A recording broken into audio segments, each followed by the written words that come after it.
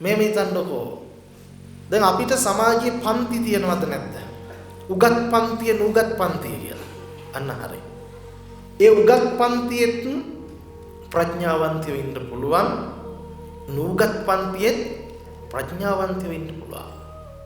හරියට අපි සමාජයේ දුප්පත් පොහොසත් කියලා බෙදන්නේ. එහෙනම් පොහොසත් පැලැන්තියෙත් ප්‍රඥාවන්තයෝ ඉන්න පුළුවන්කම තියෙනවා.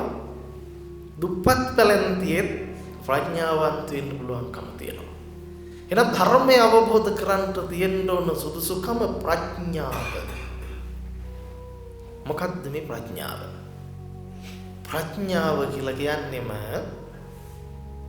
විමසන්න පුළුවන් ගතියට. නේ? දැන් ඔබ මෙහෙම කල්පනා කරන්නකෝ. කවුරු හරි මොකක් හරි කිව්වට පස්සේ ඒකේ හැම ගිලින එක තමයි උගතගේ සිරිත. නේ? උගත්කම කියන්නේ මොකද්ද? මොකෙක් හරි එකෙක් මොනවා හරි දෙයක් කිව්වම ඒක දරා ගන්නවා.